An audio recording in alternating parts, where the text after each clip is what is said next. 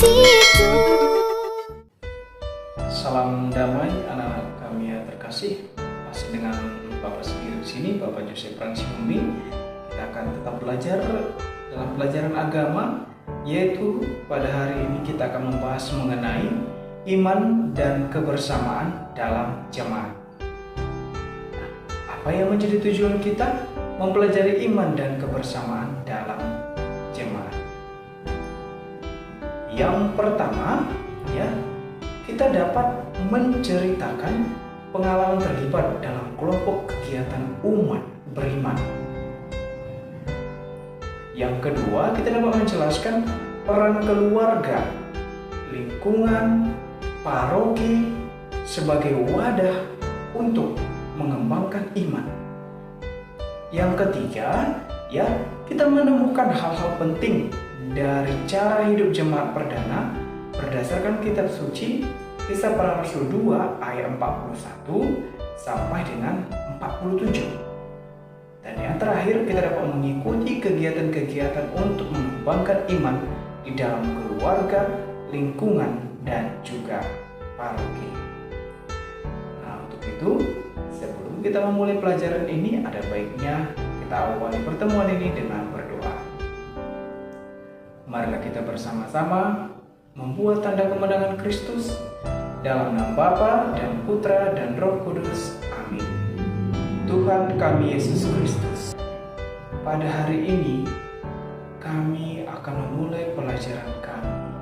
Ya Bapa, kiranya Engkau tuntun kami dalam memiliki iman dan kebersamaan dalam jemaat. Semoga kiranya dengan mempelajari bagaimana kami memiliki kebersamaan dalam jemaat pengikut-Mu, kami dapat menjadi umat yang Engkau selalu berkati dalam kudus. Demi Putra-Mu Tuhan kami Yesus Kristus kami berdoa. Amin. Dalam nama Bapa dan Putra dan Roh Kudus. Amin.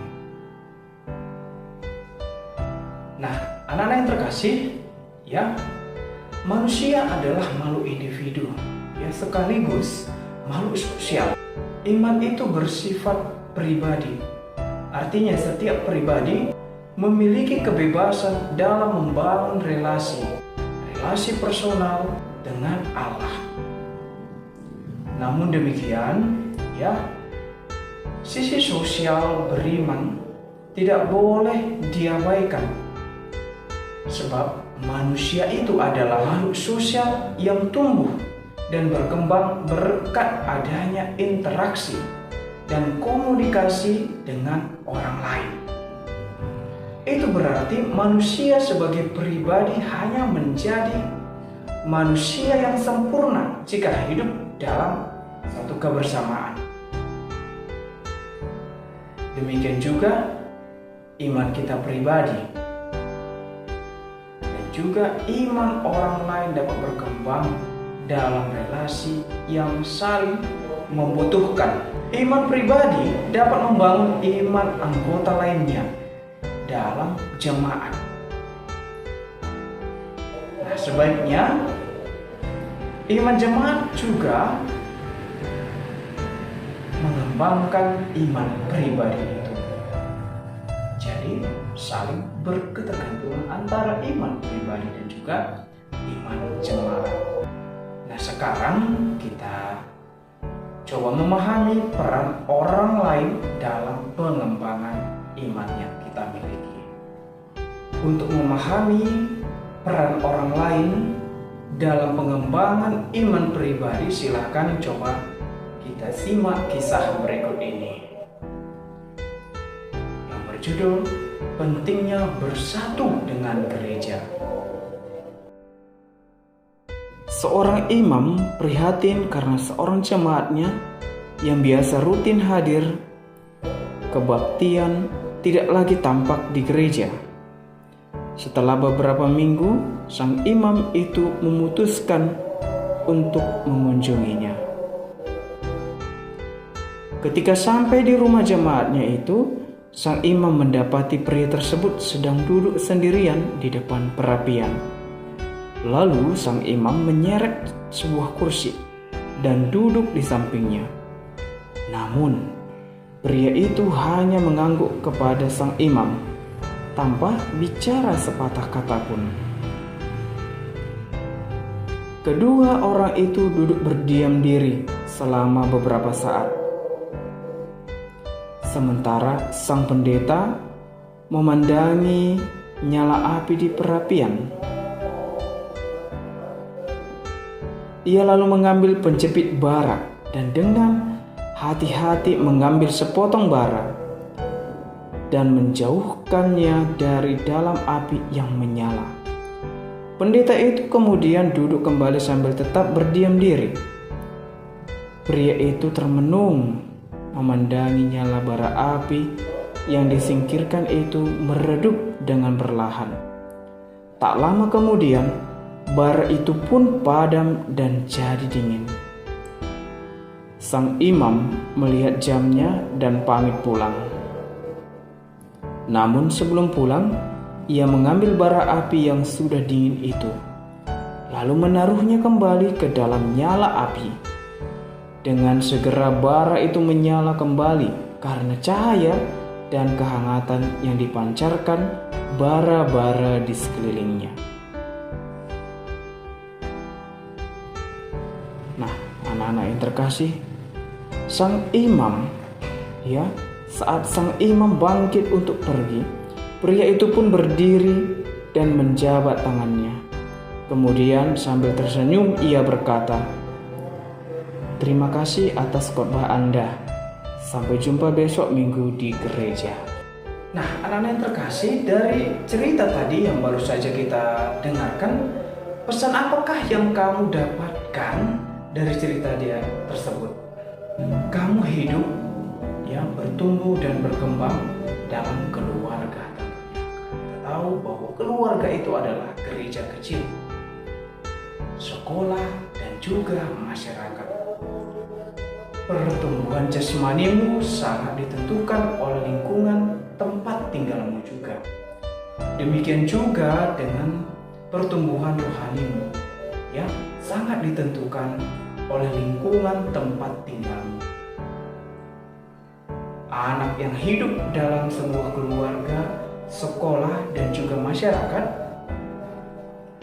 yang memiliki banyak kegiatan kerohanian akan memiliki pertumbuhan iman yang berbeda dengan anak yang hidup dalam keluarga, sekolah, dan masyarakat yang minim kegiatan kerohaniannya. Nah, anak-anak yang terkasih, intinya di sini pertumbuhan iman kita membutuhkan dukungan dari lingkungan tempat tinggal kita. Tuliskanlah kegiatan-kegiatan yang mendukung pertumbuhan iman di keluarga, sekolah, dan juga masyarakat. Nah, coba kamu buat kegiatan-kegiatan apa saja. Contohnya dalam keluarga, berdoa bersama. Kalau dalam sekolah biasanya ada misa sekolah, atau dalam masyarakat kebaktian remaja Katolik atau orang muda Katolik, dan yang lainnya. Coba kamu tuliskan. Nah, anak-anak yang terkasih, sekarang coba kita memahami cara jemaat perdana dalam usaha membangun iman melalui Kisah Para Rasul 2 ayat 41 sampai dengan 47. Kamu telah memahami peran orang lain dalam perkembangan iman pribadi melalui kisah yang pentingnya bersatu dengan gereja. Kemudian, dan melalui pengalamanmu dalam hidup bersama keluarga, sekolah, dan juga masyarakat, kamu telah menyadari bahwa iman pribadimu akan bertumbuh dan berkembang dalam kebersamaan dengan orang lain. Sekarang coba kamu baca Kisah Para Rasul 2 ayat 41 sampai dengan 47, dan coba kamu temukan cara hidup jemaat pertama dalam teks kutipan kitab suci tersebut, dan tuliskan pada kolom, ya, buat dalam sebuah kolom.